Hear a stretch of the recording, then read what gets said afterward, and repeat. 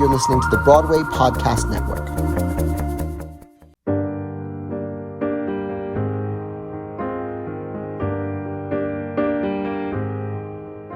Hi, I'm Jennifer Ashley Tepper. And I'm Joe Iconis. Today we're going to be talking about Run Away From You, which is in parentheses. It is. It's a good conversation about werewolves and strange song titles and art in general. And songs that you sing on Halloween. And Jason SweetTooth Williams. Enjoy. Spooky. I ignore the television as I wait for you to close your eyes.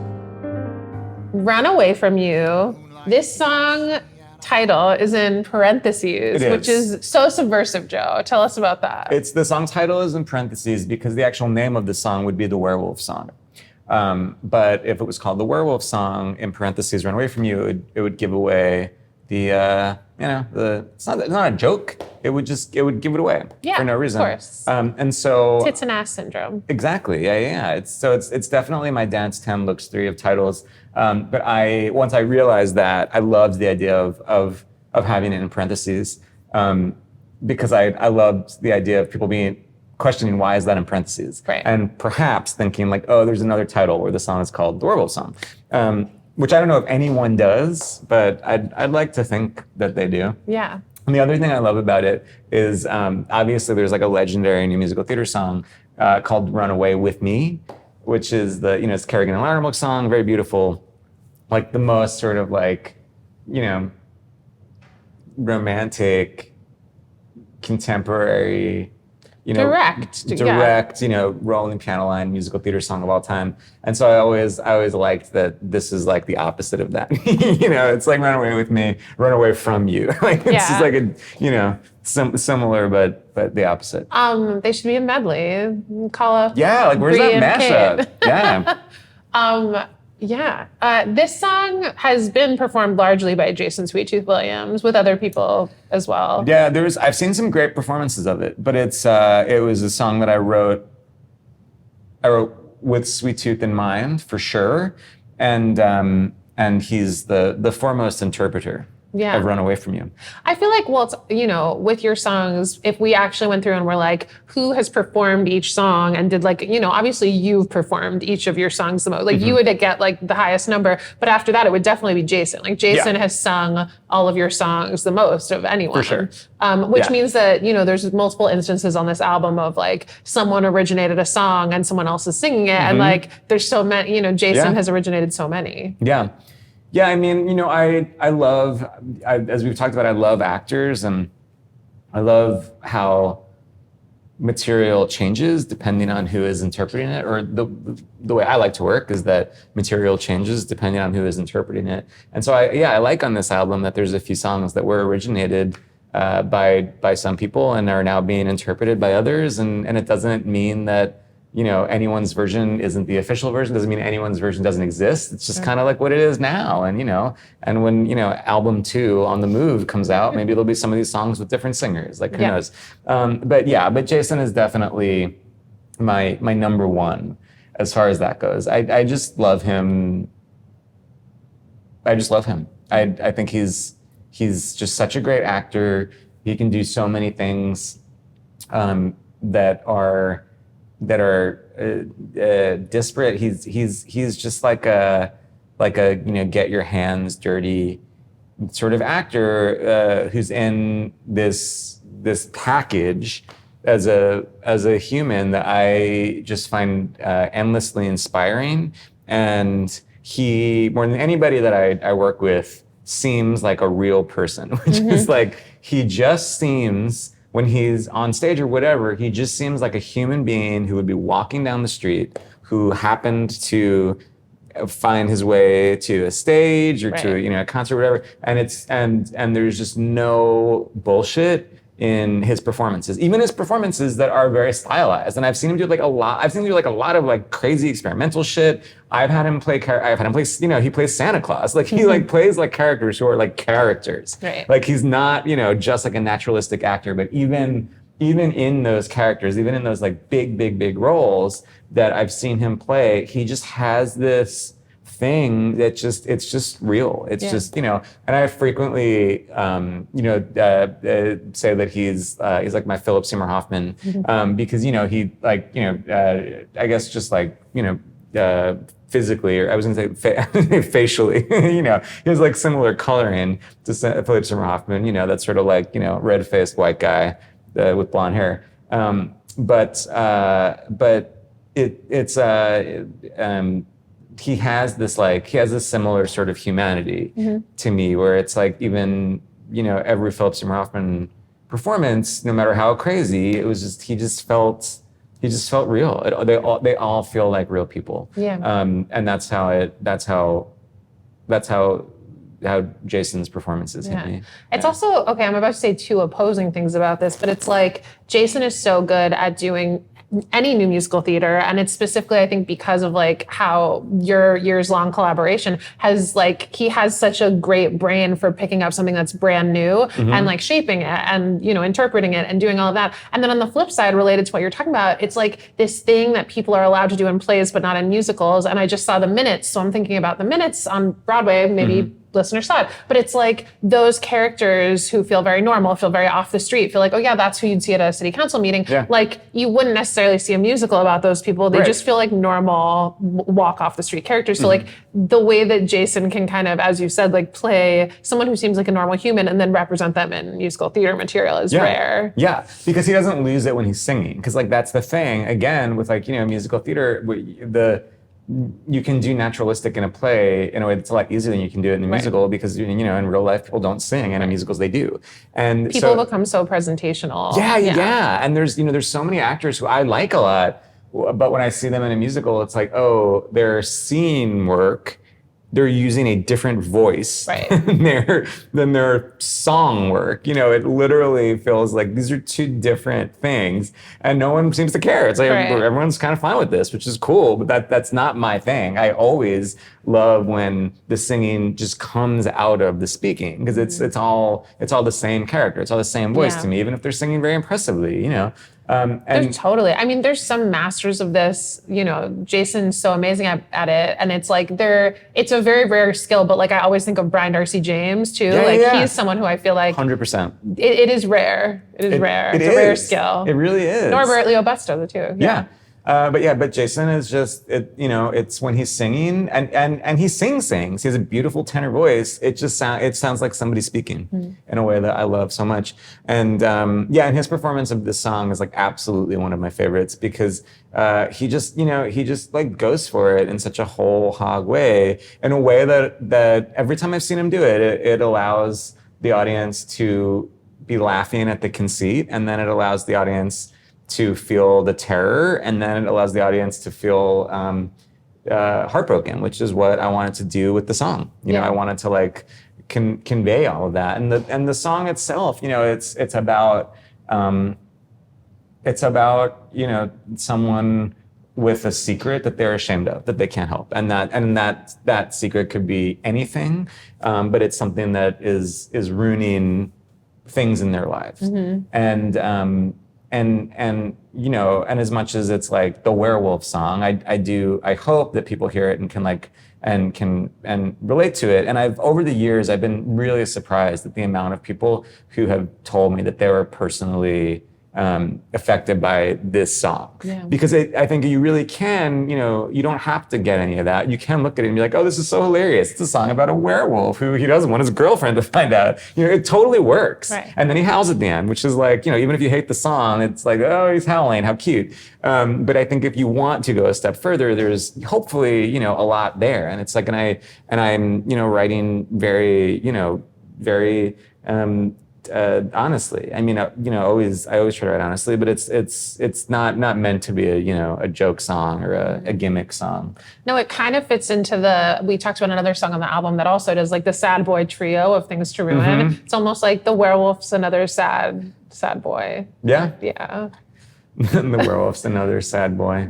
Talk about the production of this like number, like, because it has been done so many times in concerts in like a small version. Yeah. The production, like in what way? What do you Oh, mean? the musical production. Like, Oh, what yeah, were you yeah. excited to add to it for the album? Yeah,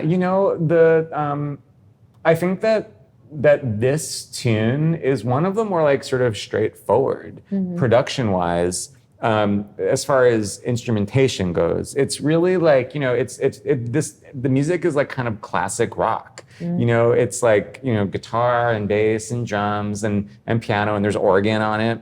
And so it kind of takes you to the like 70s rock world.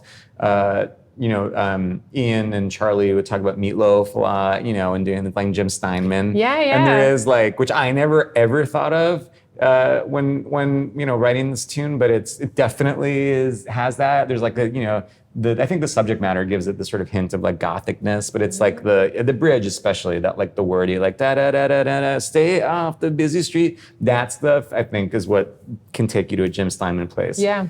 The thing that I love in it so much that we don't do a lot of vocal effects on the album, but Ian put this nuts vocal effect on Jason's voice in certain parts, where he's singing with himself like an octave down. So it's like there's like two Jasons, but they're an octave apart, and it's what sort of creates that like that strange werewolf like or an inhuman like sound that we use a few times on the album, and I like it because it sounds both inhuman and very much tied to this werewolf character, and it sounds like kind of poppy too. It sounds like if used in a different context, it could just be like a Harry Styles song or something. And so I like that because I think that it's that's if we're using the language of pop and rock music, it makes sense that there'd be this like vocal affectation on Jason. It just so happens that this vocal affectation takes us to this place of him being a monster. How did you and Ian and maybe Charlie and anyone else talk about which instruments to make prominent in certain moments or on certain songs? Because I feel like there's a choice being made throughout the album that maybe, there's other new musical theater where there's a guitar in the instrumentation and you never really hear the guitar. And like, there are some songs on the album where you're like, oh, wow, like I'm really hearing the guitar. I was talking to our collaborator, Mike Rosengarten, about this because he's one of the guitarists. But how do you kind of pick and choose and talk to Ian about that? Yeah, Ian does the first round of mixes, right? So Ian will take all the tracks and then he'll kind of do the first pass where things, go up and down. It's like, okay, this part you're gonna hear the guitar a little more, this part you're gonna hear the keyboard a little more. And then he sends them to me and then I just give a million notes on everything. And it's, Ian and I have worked together long enough that he kind of knows what I'm gonna like. So the first passes are usually like really good. And they're usually like, and it's in a way that is so, I'm so spoiled. And it's as I only realize it when I work with anyone who's not Ian, where I'm just like, oh, right, Ian like knows me. That's why he made the guitar loud here and he made the guitar soft here. He knows what I'm gonna hang on to. But it's really, to me, it's like very gut based. I do not know how to record music. Like I did not go to school for that. I'm not good with that. I do not know like the rules about how you're supposed to mix things. I don't know the rules about like, well, if the guitar is at this level at this part, it has to be at this level at this part. And there is worth to that. And there is like real structure for how, music is made and how, when people listen to something and they're like, oh, that's like a really good mix. Like there are all these, check marks that I don't know what they are. I just go on a purely gut level. And so that's really it. Like it's my feeling of like, oh, this part wants to feel, it wants to feel dirty or messy or like, did anyone play anything where they were making a mistake or did anyone play anything where there was like fuzz or something? That's what we need like in this one measure. And so I think hopefully, the album as a whole, it has those peaks and valleys that feel very dramatic because it's like it's not even just the performance, it is the literal mixing and what we're choosing for you to hear in any given moment, and so much of that is driven just by my sort of impulses, my gut impulses, and so yeah, I think it's a little bit more maybe erratic sound wise than other things, but in a way that I think makes sense because it's everything is coming out of the drama of the situation, everything is coming out of the characters, everything is coming out of the the arc of the song, and so it doesn't make sense to me that that, you know, the piano should be at one level throughout the whole thing, you know? It's good to hear you articulate this as it pertains to Ian, because I feel like you and I talk a lot about how like these long collaborations are so meaningful and helpful because you develop shorthand with people, and then it's always so hard to come up with kind of an example. And I feel like Ian, having played like bass in a million concerts of yours, can produce like tracks in the album in a different way, the same way that like Lance Rubin as an actor understands something that he can bring out in a lyric because he's worked with you as a writing collaborator. And it's like there's so many instances of that on this album, and sometimes it's hard to come up with like an example, and that was such a beautiful one. Yeah. Yeah. I feel like also it's even, you know, shout out to our brilliant copyist, Danielle Gimbel, who like has worked with you as a performer and who captures so much when she's, you know, doing copyist work because she knows it as a performer. And I feel like, you know, this is an opportunity I'm so grateful that like we've both had with our friends and collaborators on the album to work with them in different capacities so that we all understand every job we're doing better because we've done a different job. Yeah. 100%. I mean, and there's, you know, it's all of the people we've talked about, Daniel Gimbel, Ian Keggy, Charlie Rosen, they all wear multiple hats on the album. You know, it's they're all doing different things. All of them perform on the album as well as work behind the scenes. Totally. And I think that all of that stuff just informs everything else that they do and that we all do. Yeah. This is another one that I think is slightly spiritually connected to Ammonia. Especially at the end, because this is another one that I'm really proud of, that the sort of realization that the man has, what he can't, he cries as he's looking at his